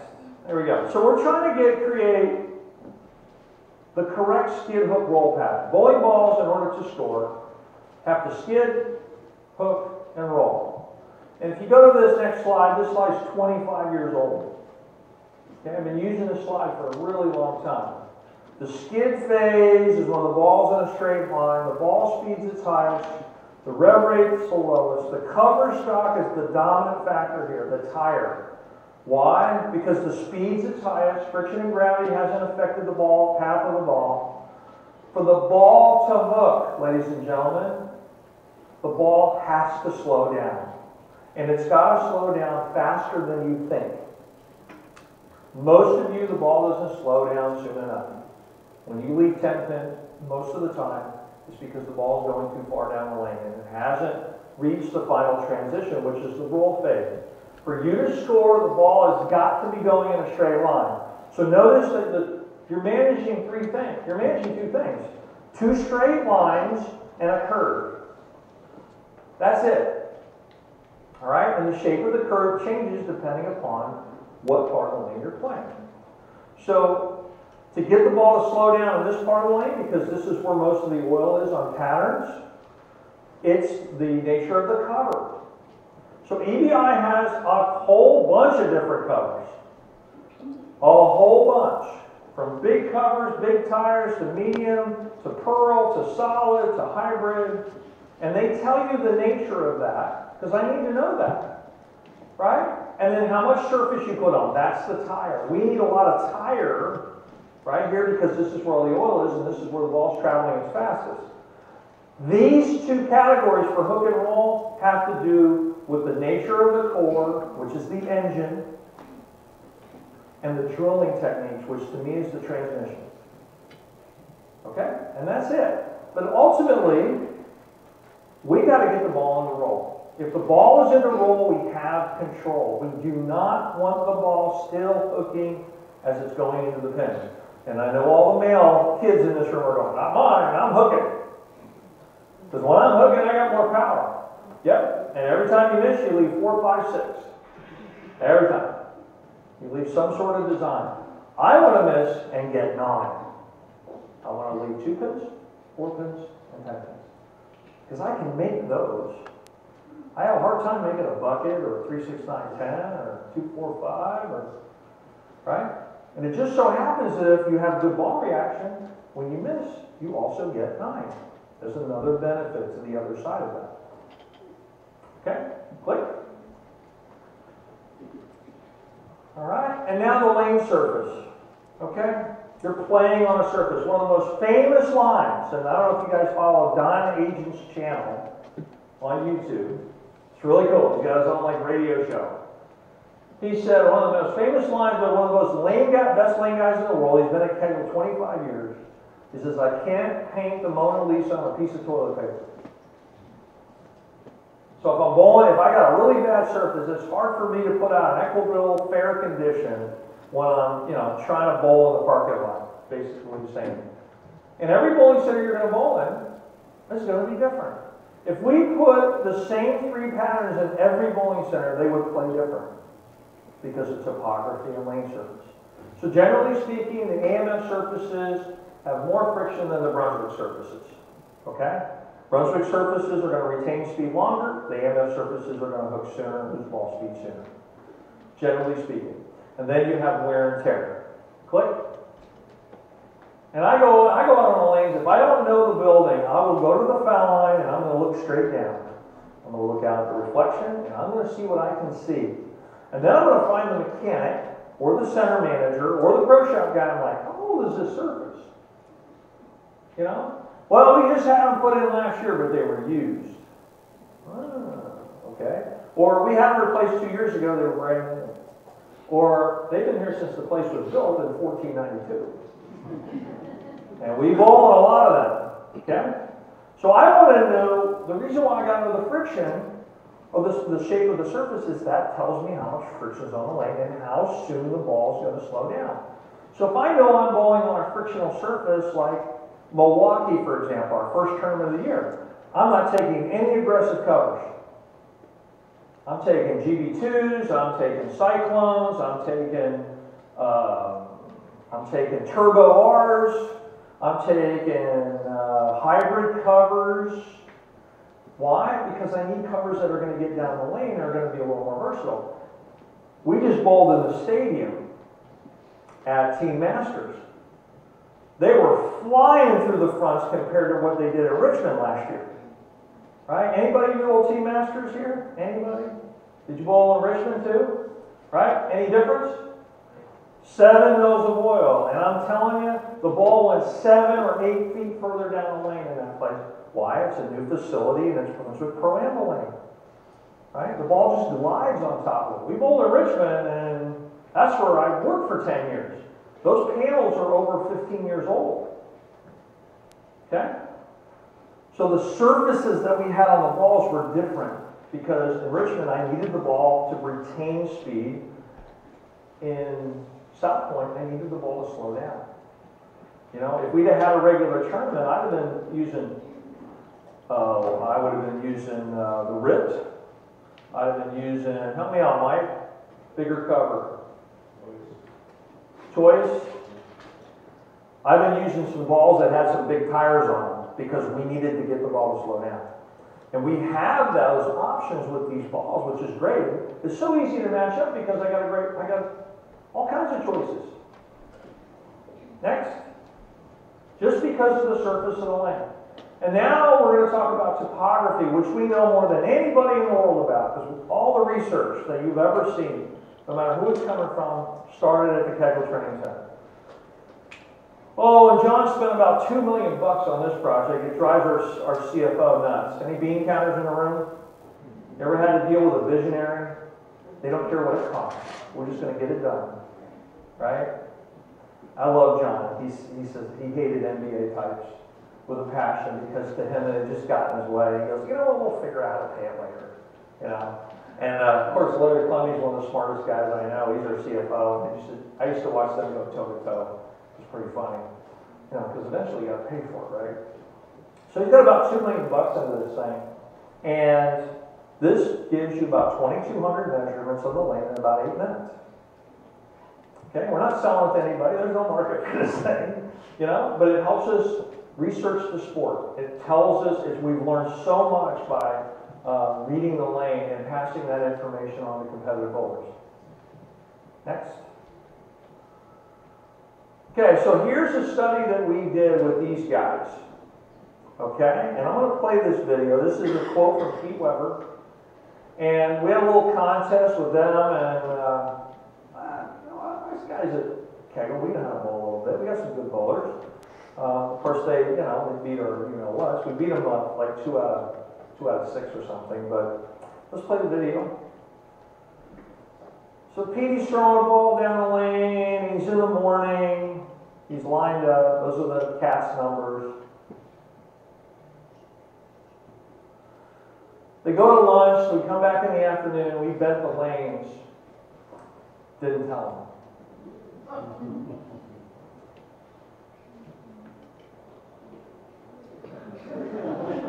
Now, everybody's going, well, they're not legal. They're way more legal than what you're used to bowling on. They started out depressed, and we made them crown 40,000. And they swear we oiled the lanes different, we went longer, we put more volume out, and what we did was change the shape of the lane. Well, guess what? That was a uniform shape. You're bowling on hills and valleys in the real world. And every lane's different. Not every pair is different, every lane's different. So do not expect the lanes to be the same. Even if you come off and shoot 250, you're probably going to have to move your feet. You may even have to move zones because the shape of the lane is going to be a little different. Those panels, when I worked at AMF, those panels were made right outside my door. And they were stored in a warehouse, and in the summertime it was 95 degrees with about 100% humidity, and in the wintertime it got down to 20 in an open warehouse. Next. And that's kind of what you're bowling on right there. Crowns and depressions, cross tilts, and a combination of all of them. So when you're hearing the commentation on the Pro Bowler Store, right, and you're watching your favorite bowler, and you're watching Verity, and you're watching Diana, guess what? That's what they're doing. They're watching their ball reaction, because even if they're switching zones, where they're catching those hills and valleys is greatly going to change their ball reaction. Okay? Click. So this is kind of like the graph that I get when I go abroad in the world, and this is what I got at the Team Masters. So each one of those colors represents a force going in one direction or another. This basically says the amount of gravity going in that direction. And I can promise you that all the lanes are completely different. This is a snapshot from a real bowling center. This is called Nightmare Bowl. It's nicknamed at Kegel as Nightmare Bowl. And a lot of you are bowling on some of that. That's real world. That's not the exception. It really is common. Right? So where you pitch the hill and the valley, what part of the lane are you playing? So now we're going to talk about what everybody thinks is the only thing that we care about is adjusting to the oil path. Okay? Next. So we did this real world test. We've done this a few times. We spent $52 on 1,020 foot of lane tape. We took 135 tapes in this tournament, this junior event that we hold at Kegel every month. It's the event is designed to train for junior gold. Okay, so we did 5 people, 3 games, fresh after practice, game 1, 2, and 3. It's an oil depletion test, and look at all the tapes we took at all those distances. When you see a tape of before and after, they usually take it in 2 distances. 2 feet before the end of the pattern and 2 feet after the pattern. Next. So here's after 15 minutes. I'm sorry, there's a front view on Fresh, game 1, game 2, game 3. Now if you notice, the whole pattern changed shapes. And I will tell you, at the end of 3 games, in some spots, 80% of the oil has been depleted. Over 50% of the total volume of this pattern has been depleted in 3 games. Because the bowling balls today soak oil. You've heard that many times. It's gone. Look at all the friction here on the back end. Look at the big valley here. Right? So the scoring pace statistically, the first game, the field average 190. Our bowling center, pretty unique. How many of you have been to our center? The pin action is like none other, right? So the scores are a little bit higher than most because of the flatness of the lanes and the pin action. The scoring average on the third game was 235 for the field, because that's a house shot. Okay, left of that pattern, a lot of oil. Right of it, almost no oil, just like a house shot. Right? And then there are the carry down tapes. When people say there's carry down with reactive ball, there's almost none. This would be the amount of oil, and these are the boards. Okay, so from 20 to the right, 20 to the left. So there's about 2.5 units over 3 boards after 3 games of bowling. 2.5, 3 units is the same amount of oil that's right of 10 in your bowling center. What does the ball do in your bowling center right of 10? If you're right-handed, it goes that way. And it slows down. Okay? Now, with urethane, and I'm telling you, our bowling teams and my bowlers, we use a lot of urethane, and we drill a lot of purple angles. A lot. I bet you I've drilled 150 purple angles myself. Just me. Okay? Why? It's a really versatile bowling ball. Now, when you're using urethane, you will have carry down, because those covers, the oil sits on top of the ball, and when you throw it down the lane, it gets transferred back to the lane and back down the lane. So when you're bowling, especially the guys, when you scout your lanes, about the 5th or 6th frame, go to your next pair, take a peek, and one of the things you want to know is there any urethane being thrown? If so, how much? And if so, where are they throwing it? Because they're going to throw a hole down the lane. If we got a bunch of urethane going down the lane at Weber, and we're following one of the better teams, I'm using that as my hole. Because now I can miss inside, and that ball will just stop hooking. If there's no urethane being thrown, the only transition that you're seeing is that the oil is being removed like a sponge. So it's very important. It's a new thing. We got away from urethane for years, and all of a sudden, we've got a lot of urethane. I think EBI's got just I think they got 3 urethanes in their line. 3 different urethanes, 3 different hardnesses, and a couple of different cores.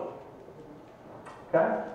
So the reason why we have these slides, and you can click it, and of course, you know, you've got men and women. You don't have a mix in this competition, but this just represents styles. All right. So gender determines what part of the lane is going to break down. Usually women stay out, men migrate in. I always say that the women are much smarter than the men, because the scoring pace in college at the end of tournaments is always higher on the women's side, because they gang up in the same spot and they make the lane much more readable and the scoring pace much higher. You see that at a world level. You see it at the world games and then in the zones. Okay. Because the styles are more diverse on the men, and they're playing in different parts of the lane. Okay, so you need to be aware when you're crossing pairs, who's bowling well on your next pair, and what are they doing? Where are they crossing? Okay, the guys on tour say it's like stealing signs. That's why you have a mixture of pair. That's why right lane goes right, left lane goes left. Because you don't want to be around, unless you get a good cross, you get the same style, versus someone that gets a bad cross, and the scoring pace can be 30 to 40 pins difference. Okay? So you need to be aware. Click. So here's an example. Here's the 2010 Intercollegiate Sectional Championships. Here's how the women broke them down. There's the fresh, there's the breakdown. You can see that all the women ganged up out here removed all that oil in the same place. That is a wet, dry house shot. Now click the next one. For the men, look how much more oil they depleted, and look how spread out this is. This is definitely easier, and notice the line that they were playing. More diagonal because they have higher rev rate. Look at all the dry to the right.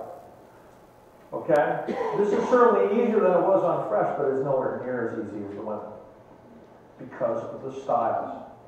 So just be aware on your next pair where people are playing the scoring pace. And if somebody's 5 boards deeper than you, and they've got a really good shot, and they got the front 7, and you're following them, get right on top of them. Look and see where they're laying it down. Look and see what angle they're playing. Okay? That's what we do. Because if they're bowling good, it's not because they're throwing it the best. They figured out the combination of the lanes so they have the most margin of error. Next. Next. Keep going. Keep going. Okay. So there's Sean Foley, Tigers ex-coach. Really great quote. So many people become slaves to results instead of masters of the process. At Weber, we have this thing called the Weber way, and man, we just work on process all year round. We do not focus on winning. We do not focus on results. We focus on scoring and the things that we can do to play the lanes. Okay? We're reading that lane condition, and we're making moves to have margin of error. We're focusing on our process. Next. Thinking box, playing box. Annika Sorenstam, the greatest female golfer of her generation, maybe of all time. I saw there's a TV in my house that stays on the Golf Channel 24/7. Never leaves it. Saw an interview with her about 10 years ago, and she said, the best tip I ever got, my junior coach from Team Sweden says, this is the thinking box, this is the playing box. You don't think in the playing box, you don't play in the thinking box. What you do back here is different than what you do up here. And for those of you left-brainers that need a lot more time, you know you detail people that need a list to create a list, right? You got a checklist. When you're done with your shot, as soon as you're done with your previous shot, you have to start your process right now. You do not wait until it's your turn, because then you'll feel rushed. Once your foot hits that approach, it's point and shoot. We're the fastest team in college bowling. No one's even close. We're 3 frames ahead of everybody. We don't rush anybody. But here's the thing. If we get into a team rhythm, any of you basketball fanatics out there, maybe coaches, play basketball, if I'm coming off the screen, right, and I got to get a bounce pass, and that guy's in my face, I don't have time to aim it. Bounce pass, shoot. Guy's in my face. I have a better chance of making that if I'm wide open and I have a chance to think about it. I don't want my kids or my students thinking. We are in a rhythm. Bowling is a rhythm sport. But if you're thinking up here, you've really diminished your chances for a good performance. Do all your thinking in the back. Get it out of the way. Point your body. 3-point targeting and go. Same thing on spares. You'll bowl much better. Think about, ever been a time where you're just warming up? Be honest. You're just warming up, right? Just trying to get a little loose. You know, for us seniors, it takes a little bit longer. Right? And you notice halfway between your, and you're looking at it, you're throwing strikes. Ball's flying off your hand, it's rolling. You strike almost every ball, it seems easy. The lights come on, you go bucket, chop, 3, 6, 9, 10, chop. 18 in the second. And you go, what happened? Because you're trying to aim it. You're trying to bowl. Your brain already knows how to bowl. Thinking box, playing box. Next. And then you got to play predominantly 3 parts of the lane at junior goal. This is some of our spectral analysis. This gentleman, it took him 3 shots. I put a medium pattern up. I said, I need this slide. It took him 3 shots to do it. With the same ball. 3 different axis rotations, 3 different speeds. where the ball ended up. And a house shot does not exist at Keck. Not even close to having one on the machine. So you have to be able to change your shapes, and as your skill gets better, you can do that. Next. So as Randy Stoke would say, it's you, the ball, or the lane. When you're making adjustments and you don't know, you got to narrow it down to you, is it me, the ball, or the lane? If you're throwing it bad, chances are it's because you don't have ball reaction. It's not you. Parents, coaches, do not tell your students in this competition to throw it better. Their job is to figure out the lanes. If they figure out the lanes, they'll throw it better. If they're comfortable, they'll throw it better. You will never hear me tell any of my students, young or old, to throw it better. You talk about putting pressure on them? They go like this. Throw it better. Ugh. I don't want them to think. No, throwing it better. I know when we're bowling another team and the coach is over there, because I can see him, he can see me, I can hear him, and he goes, you guys got to throw it better against Weber. Well, they're done. Over. But they're thinking about us. They're not thinking about the lane, figuring out those lanes. The lane is like a video game, like I said. You got to figure out the combination. You got to work on your process. The scoring part will take care of itself. Keep going. You want to watch the ball all the way through the pins, through the pin deck. And then you want to watch for deflection. Deflection tells you what to do. All right, let's watch this video.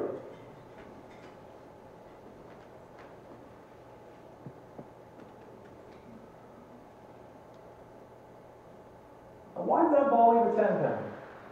That was about 450 RPMs, and that ball hit like a wet noodle. How come?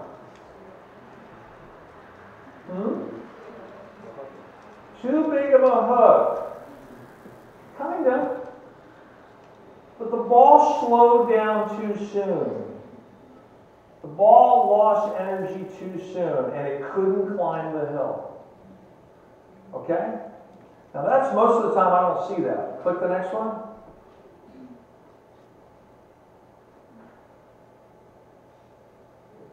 Is that a bad break? No. That's a bad shape to play that angle. He's too much up the back of it, doesn't have enough rotation, and he covered too many boards for the amount of rotation he's doing. So the ball can only hook so much. That ball actually got into the roll phase probably a good 7 or 8 feet before the head pin was done. Most of you won't make the corner because the ball isn't slowing down. In both of those cases, the ball slowed down too soon and didn't have enough axis rotation or side rotation to make the corner. In each case, the ball finished and almost deflected into the 10 pin. If you notice, the ball jumped off to the right. So, keep going. Go through all these, and I'm just going to make a brief description. All right, because I want to get into some equipment. On the short pattern, urethane, pin down, old oiled balls. Trying to save you a little bit of money, parents. You know those ones that don't hook anymore? That your kids go, oh, this doesn't work anymore. Perfect for short. Perfect for control. Perfect for keeping it in front of you. Perfect for fresh, because you don't want to cover a lot of boards. But really good on short. Pin down, controllable layouts. Okay? On the medium patterns, your benchmark ball. For you girls, your favorite ball. You know the one that you just don't want to touch? This is what I use on everything. This is my favorite ball. So one I have the most confidence with. Right? In the EBI line, my most favorite benchmark ball of all time is the GB2. By far, my most favorite. That core has been around forever for a reason. It works for a lot of people on a lot of different lane conditions. It takes surface, you can shine it, you don't have to have the perfect pin placement, you don't have to have the perfect hole, and it just rolls good for everybody. Okay, and on the long, you want to use the big balls, like the new Choice.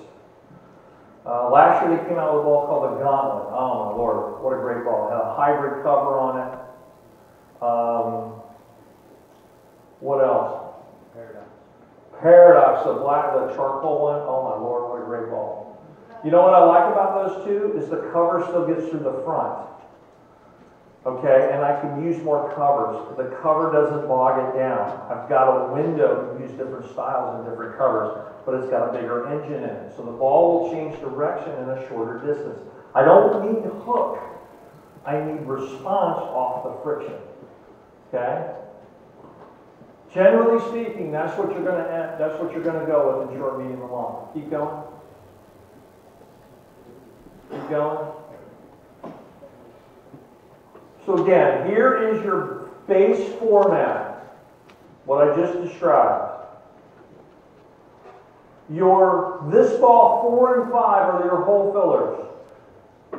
You need the ball that will work on transition on medium and long. Okay?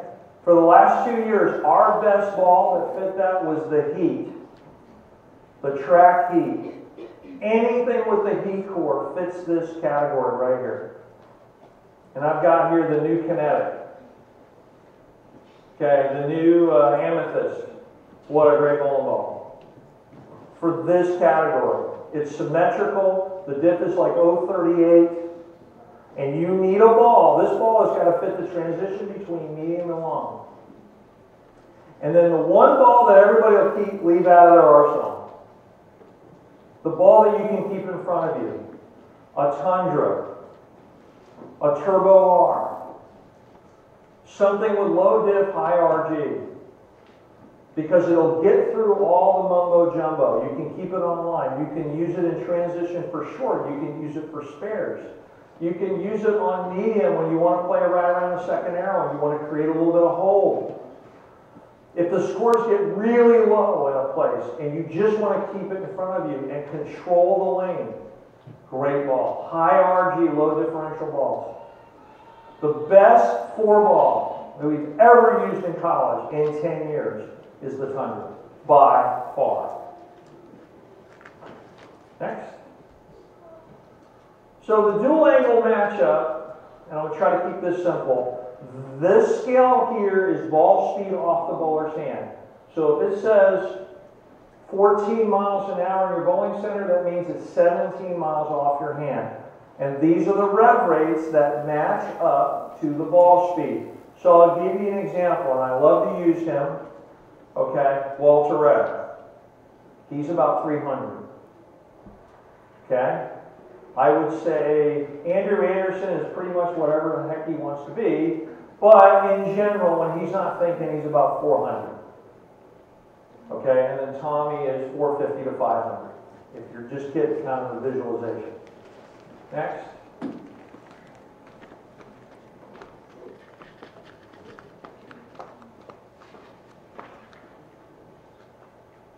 So what would you think this is? Is this speed dominant, rev dominant, or match? What do you think? How many say speed dominant? How many say match? How many say rev dominant? Now play the next one.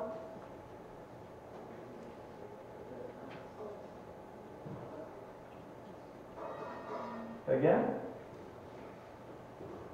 Speed dominant, raise your hand. Rev dominant, interesting, and match. Interesting. They're both matches. At completely different rev rates and completely different speeds. Okay, so we're talking about matching or speed dominant or rev dominant. They can be any speed or rev rate combination. Alright? So in this example, we've got a speed dominant player at 17 miles an hour, only 225 RPM. This is really more like my wife. Okay? So keep going. So the first one on short, we're going to drill this person a urethane ball. Purple hammer, shocker. Okay? Click. We got a little bit of track flare. The differential on this ball is only a 1.5, but we drilled it to flare a little bit. Okay? And if I had my way, I'd put a big wave hole down there by the thumb hole. I'd make it flare a little bit more. Okay?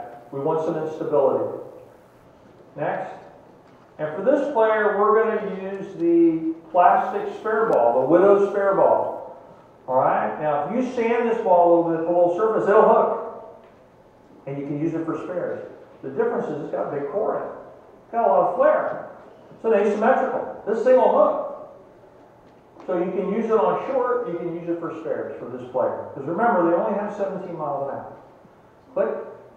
And then, so the big ball for medium is the ripped, solid. This person needs a little bit of help when there's some longer lanes and the pattern's a little bit longer. So we're going to use a pretty strong cover. We're going to use a pin down layout so it's controllable. You can see we got a little bit, we got some flare here, not high flare, but medium flare. Next. And then we're going to keep going. And then we're going to use the ripped pearl. Same core, strong core, asymmetrical, different cover, and a different layout. We're going to go with a, next, we're going to go with a pin-up layout and look at the flare separation here. By putting the holes in the part of the ball that we do, we're going to create more instability. This bowler at 225 RPMs at speed dominant, they need some help. They need some help getting the ball to change direction. And that was for the long, okay? And then for the intermediate ball here, we're going to go with the Rodman Pearl, the new one. Now, Matt Russo says that of all the balls he's drilled recently, this is his most versatile ball. Okay, so this is going to be your transition ball between medium and long. This ball is going to handle both the transition on medium and long. Now, even though it's a very similar layout to the last ball, look how tight the flares are. This is a symmetrical core. Not quite as much core or engine as the ripped pearl. Next. Or the, yeah. 248048. Very similar numbers, by the way, that you can do. Next. Okay? Now, I want you to remember that the Rodman was the weakest ball, other than the plastic ball, for that player. Now, watch what happens. Here we got a matching player. Good bowler, 18 miles an hour, 375. Okay? We're going to start off with the purple hammer. Shocker. But we're going to drill it a little bit weaker. We're going to put the pin in the ring finger. We're going to drill it out. Notice how much tighter the flare rings are here. This person's got more rev rate and more speed, for sure. And then next. And then on medium, the GB2. Another shocker. Very controllable ball. You can actually, in the right circumstance, with the right topography, you can actually use this on long. Next. Keep going. And then for long, the new Scandal S. I've heard a lot of good things about this. I was talking to Andrew Anderson about this ball. He goes, wait till you guys get a hold of this ball. This thing is phenomenal. Okay, so you're talking about 248054 strong, pin up, but again, not quite as strong as the ripped core. A little bit notched from down, but what I like about this cover again is it gets through the front. All of my guys are telling me this ball still gets through the front part of the lane. Keep going. And then the amethyst. I got the wrong. That's not the right picture, is it? Yeah. So again, that 038 core. Look at the drilling compared to the Rodman and the asymmetrical, the ripped pearl. Similar layout, but look at how tight the flare rings are, and look how much smaller the flare is. This is going to be your transition ball again, in your medium transition and your long transition. This ball will fit the two. All right? And then the time drill. Pin down, 029, high RG, pearl cover. I got to keep it in front of me. I can use this on burnt short when your urethane stops working and we need to go to something reactive. I can use it. I can actually on medium. If I put surface on this ball may work on medium. We put up to 500 on this ball because it's high RG. It'll get through the front part of the lane. Next. And then the guy everybody wants to be, this guy. 18.5 miles an hour, 450. Tommy Jones guy. A little bit rev dominant. So we're going to start off with the black hammer. Why? It's going to be a little tamer on the back end than the purple. It's going to be more like traditional urethane. It's going to be very controllable. Pin down layout again. on short. Next. And then his 2 ball, when that ball starts to bail on the back end and it's not making the corner, then he goes to the purple. Many of the higher rev players around the world today are using multiple urethane balls. Okay, when Korea goes to the World Championships, guess what? They don't even bring ramp with it anymore. All those guys are at 500 RPMs. It's a weapon around the world. And we can use this on medium. Again, a purple hammer, and with a guy with rev rate, when he knows what he's doing, this thing will hit and work just fine. Next. And here's where it gets interesting. For medium, we got the GB3. You know why? Because it's a little bit earlier and a little bit smoother than the GB2. It's got a little more tire on it. It's going to be a little more controllable. Okay, this bowler needs control. So it's got a little bigger tire on it with the same core. Pin down. And then finally, keep going. What does that say? Oh, then the Turbo R. Now the difference between the Turbo R to me, okay, is the cover's a little cleaner than the Tundra, but it's got more differential. So notice you didn't see this big a flare range with the Tundra, okay? So for this player with all this RPMs, right, the high RG is going to get it down the lane, and he's going to be able to flare it a little bit more. Literally, this guy can throw this thing almost on anything. It will take surface. You can have multiple balance holes in it. He can shine it or put 4,000 on it and keep it in front of him. But he doesn't need a lot of help from the balls. And next. And again, I told you to pay attention.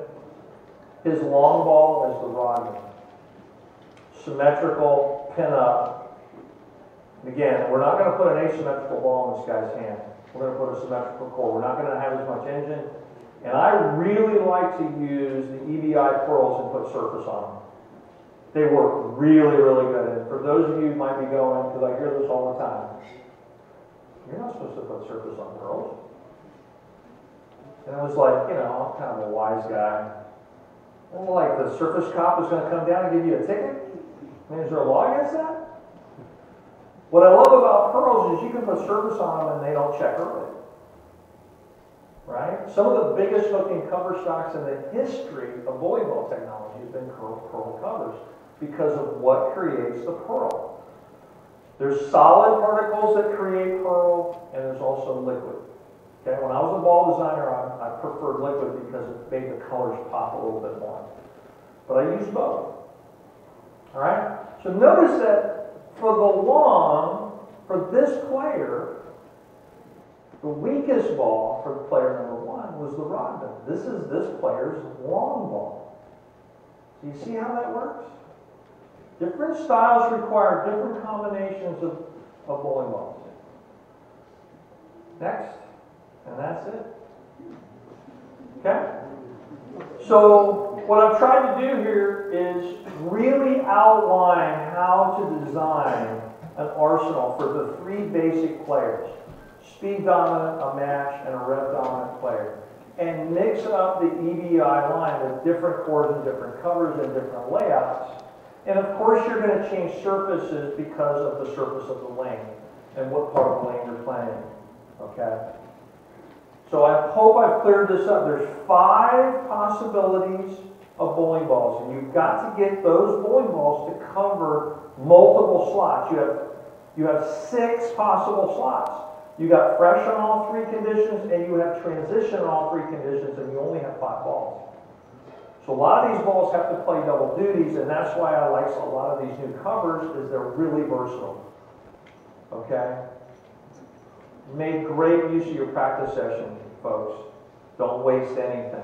It's going to go by quick. Get those surfaces dialed in, and a lot of you are going to have to get your arsenals down to 5 balls.